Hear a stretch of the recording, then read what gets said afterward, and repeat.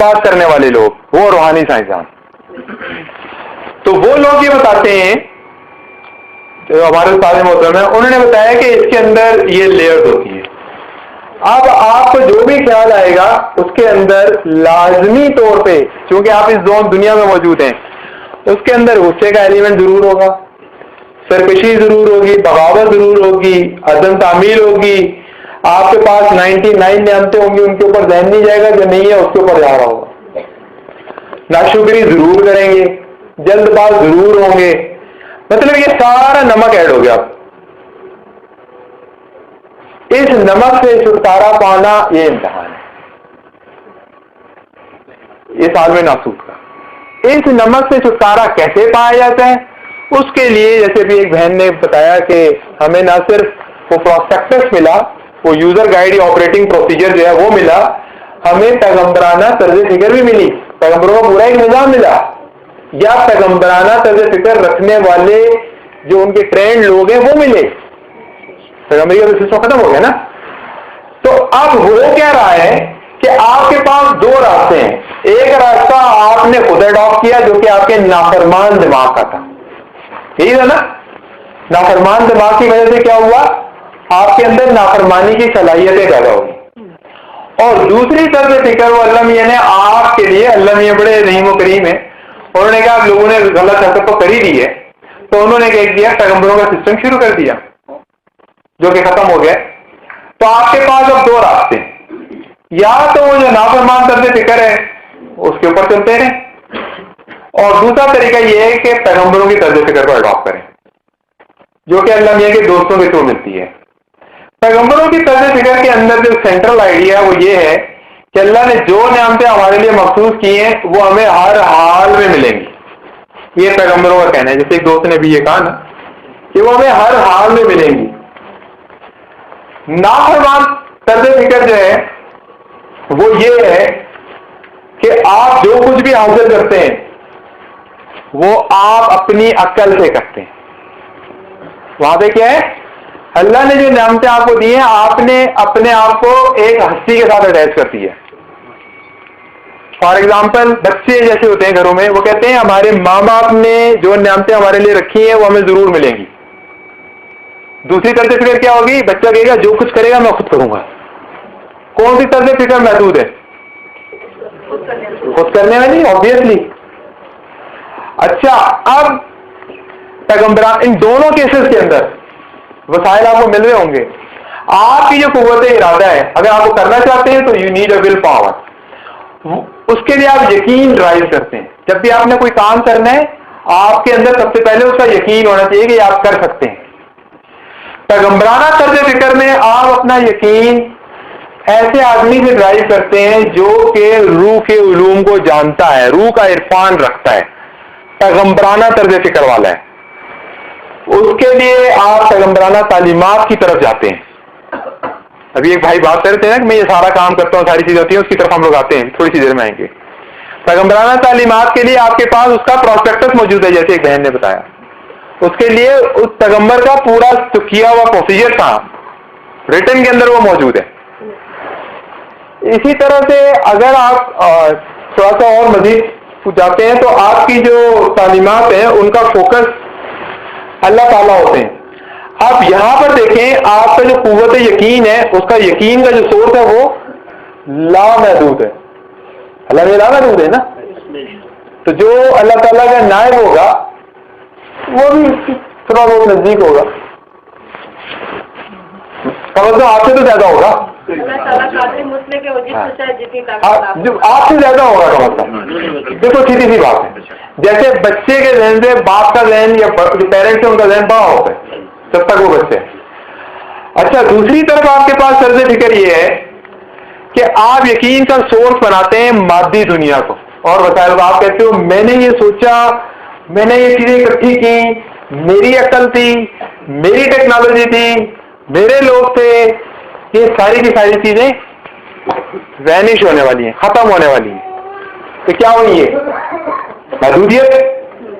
अच्छा, अब जब बंदे का जहन अल्लाह के साथ जुड़ा हुआ होता है या अल्लाह वाले जहन के साथ जुड़ा हुआ होता है, अल्लाह भी अपने दोस्तों के बारे में कहते हैं ना कि मैं उनकी सोच बन जाता हूँ, उनके हाथ पाँव सब कुछ बन जाता हूँ। तो कोई ऐसा आदमी जो अल्लाह ताला की तर्ज फिक्र रखता है, जो अल्लाह में चाहते हैं, उसके साथ जब आपका ध्यान जुड़ जाता है तो आपका यकीन का सोर्स जो है वो लामहदूद होता है।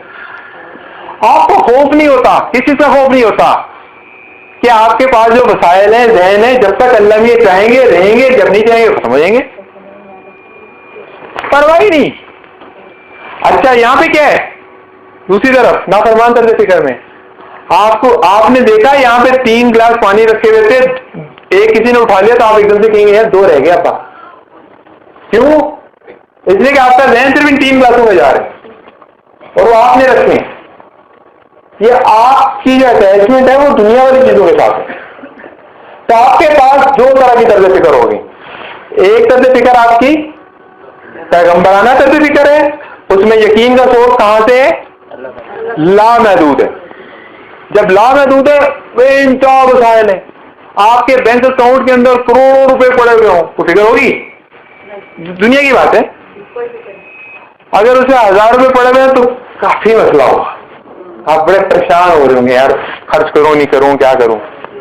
तो दूसरी जो तर्ज फिक्र है वो आपके पास नाफरमान तर्ज फिक्र है, किसने क्या किया? ओवरऑल नमक का जायका ऐड कर दिया। तो हमारे पास अब एक साइड पे पैगंबराना तर्ज फिक्र है और दूसरी तरफ आपके पास नाफरमान दिमाग की या शैतानी तर्ज फिक्र मौजूद है। और ये दोनों तर्ज फिक्रें सरकशी के ऑपोजिट आप आजिज़ी और नदामत दिखा सकते हैं, बगावत या आप अताअत के ऊपर आ जाएं, सिमिलरली नीचे आते जाएं, या तो आप वसवसों के अंदर फंसे रहें, ये ना हो जाए वो ना हो जाए, अच्छा ये ना हो जाए वो ना हो जाए। उसका वजह क्या है? उसकी वजह यह है कि आपका दिमाग लिमिटेड है, विजन छोटा है। जब बंदा अल्लाह वालों की विजन के साथ देखता है तो उसका दिमाग बड़ा हो जाता है। कहते हैं ना, मोमिन की फरासत का ज़ौक़ हासिल करो, उसको अप्रोच करो, क्योंकि वो अल्लाह के नूर से देखता है। इसका मतलब है कि उसका देखने का लेवल हाई है। एक आदमी पहाड़ के नीचे खड़ा है वैली में, उसे ज्यादा नजर आएगा या जो बीच में खड़ा है उसे ज्यादा नजर आएगा? और जो टॉप पे खड़ा है वो कुछ नजर आएगा? उसके अंदर कॉन्फिडेंस ज्यादा होगा या जो वैली में खड़ा है उसका कॉन्फिडेंस ज्यादा होगा? जो टॉप पे खड़ा है। तो आपके पास बहुत क्लियर है ये वाली चीज, या तो आप वसवसों के हुजूम के अंदर हो या क्लियर गाइडलाइन आपके पास हो। और क्लियर गाइडलाइन अल्लाह मियां या अल्लाह वाले जो लोग हैं उनके पास है, बिल्कुल क्लियर। सिरातल मुस्तकीम, बिल्कुल क्लियर वर्डिंग है ये, कहीं कोई शक नहीं है इसके अंदर। अच्छा, इस 2 तरह की तर्ज फिक्र से जब आप पैगंबराना तर्ज फिक्र अडॉप्ट करते हैं तो आपको ज़हनी सुकून मिलता है। क्यों मिलता है? परेशानी है ही नहीं, मुझे कैसे फिक्र करने की, मेरा तो सोर्स ही लामहदूद है, परेशानी है ही नहीं ना। किस चीज की परेशानी लूं मैं, किस चीज की टेंशन लूं कि मेरे पास पैसे खत्म हो जाएंगे? मुझे क्या मतलब, अल्लाह मियां है। आपका जहन है ना, छोटा बच्चा है, उसको पता है मेरे पेरेंट्स हैं, उसे फिक्र ही नहीं होगी। स्कूल की फीस देनी जितनी भी है, 2000 3000 4000 10,000, उसे पता है पेरेंट्स देंगे, फिक्र होती है उसको? कभी भी नहीं होती। अच्छा, उसके ऑपोजिट, वो तो तर्ज फिक्र नहीं होती आमतौर पर बच्चों की, उसके ऑपोजिट क्या है? फिक्र है, टेंशन ही टेंशन है। अच्छा, दोनों आपके चॉइस है, क्या आप बार बार ये बात नोट कर रहे हैं? ये वाले, ये दोनों आपके चॉइस हैं। तो जब आपकी पैगंबराना तर्ज फिक्र होती है तो पैगंबराना तर्ज फिक्र से हमारे अंदर ज़हनी सुकून और यकीन मुंतकिल होता चला जाता है। अच्छा, ये एक दिन की बात नहीं है, आपकी जिंदगी मुसलसल ग्रो करती रहती है, साल लगते हैं इसके अंदर, टाइम लगता है इस तर्ज फिक्र के अंदर। और अगर शैतानी तर्ज फिक्र है तो आपका दिमाग हर वक्त उलझा रहेगा, तो सोचो में रहेगा। क्या मतलब है इसका? उलझा रहेगा ना, हिसाब किताब करता रहेगा वो, ये ना हो जाए वो ना हो जाए, इधर ना हो जाए इधर ना चला जाए, बाहर निकलूंगा तो ये हो जाएगा। तो क्या होगा? आप हमेशा खौफ और गम में मुब्तला रहेंगे। तो आपका ज़हन हमेशा उलझा रहेगा और बेचैन रहेगा। अच्छा, जहन अगर उलझा रहेगा तो जहनी उलझन जो है वो इंसान के अंदर जिस्मानी और असाबी बीमारियां पैदा करती है। अच्छा, सुकून जो है आपको बिल्कुल रिलैक्स रखता है। अच्छा, जहनी उलझन होगी ना तो आपने देखा होगा आपका जिस्म खिंच जाता है, ऐसे ही होता है ना। तो इसका मतलब ये जो खिंचने वाला अमल है इसको कौन कंट्रोल करता है आपकी बॉडी में? इसका मतलब ये हुआ कि कोई ताल्लुक है इन दो चीजों में। जो ये अल्लाह मियां के दोस्त हैं ये लोग बताते हैं कि दिमागी उलझने सबसे पहले जो खींचती है ना वो मैदे को खींचती है, और मैदे को खींचने के बाद ये पूरे जिस्मानी निजाम को खराब कर देती है, और मैदे से सारे सिस्टम को जाती है।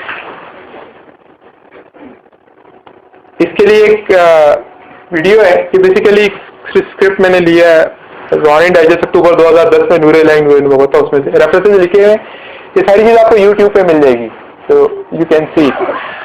इस वीडियो को हम देखते हैं, एक पैरामाउंट पिक्चर की एवन क्लॉक्स है। ये बेसिकली आपको बताएगी कि ब्रेन, दिमाग और मैदे का ताल्लुक होता है।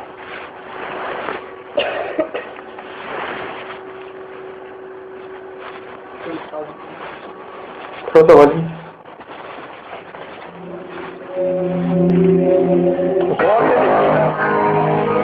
गौर से देखिएगा, सबसे पहले खुराक जो शुरू होती है वो आप इनटेक लेते हैं माउथ से, उसके बाद वो खुराक की नाली के अंदर आ जाती है। ये खुराक की नाली के अंदर चलती चली जा रही है।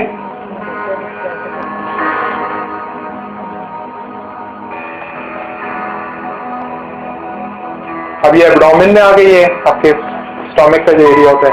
अब ये यहां से ये स्टोमक में एंटर होगी।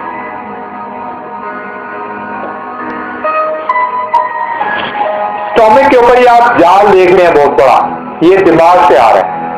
ये एकदम से इसको बताता है कि ये खुराक आ गई है, और इस खुराक को किस तरह से डिसॉल्व कर रहे हैं, खुराक को कैसे तोड़ना है, ये तमाम प्रोसेस है वो इस जाल के थ्रू होती है। ये जाल इंफॉर्मेशन लेकर भी आ रही है, और ये जाल यहां से इंफॉर्मेशन लेकर वापस पर भी जा रही है। ये आपको मैदा मजीद नजदीक से दिखा रहे हैं बार बार, और आप ये देखते जाएंगे इस खुराक के असरात अब इन जालियों, ये जो जालियों का एक नेटवर्क इसके ऊपर बना हुआ था, इसके अंदर आना शुरू हो रहा है, और ये वाली इवेंचुअली कनेक्टेड है ऊपर ब्रेन के साथ।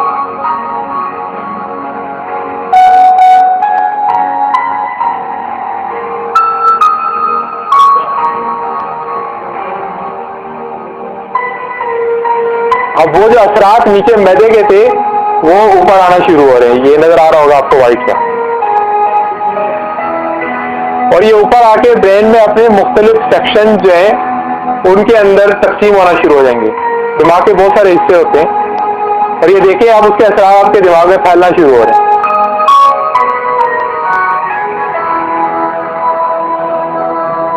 ये आप सारे के सारे वो फैल गए।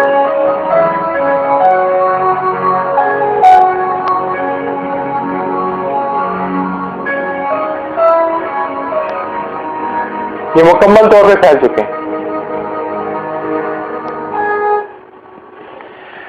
कहने का मतलब ये था, इस प्रेजेंटेशन को दिखाने का मतलब ये छोटा सा क्लिप था कि दिमागी उलझने पहले मैदे को और फिर पूरे जिस्मानी निजाम को खराब करती हैं। मैदा आपका खराब हुआ, ये सारी की सारी चीजें वापस ब्रेन को गई। अब ब्रेन ने सिग्नल जनरेट करने होते हैं पूरी बॉडी के लिए। अगर ब्रेन गया तो आपकी पूरी बॉडी गई। कैसे गई ये भी देखते हैं, इसका पूरा सिस्टम है। अब पूरा आपका जो जिस्मानी निजाम है वो छोटी छोटी नालियों से बना हुआ है। यहाँ पे एक साथ से जूलॉजी वाले बैठे हुए, वो बेहतर बता सकते हैं। इस तरह का पूरा एक नेटवर्क है जो कि आपके जिस्म के अंदर फैला हुआ है, जिसके अंदर से खून भी गुजरता है, और ऐसा नेटवर्क भी है जिसके अंदर से इलेक्ट्रिक करंट भी गुजरता है। दिमाग के जो मैसेज जितने भी आते हैं वो सारे के सारे एक करंट के थ्रू जाते हैं, जिसको बोलते हैं न्यूरॉन का करंट।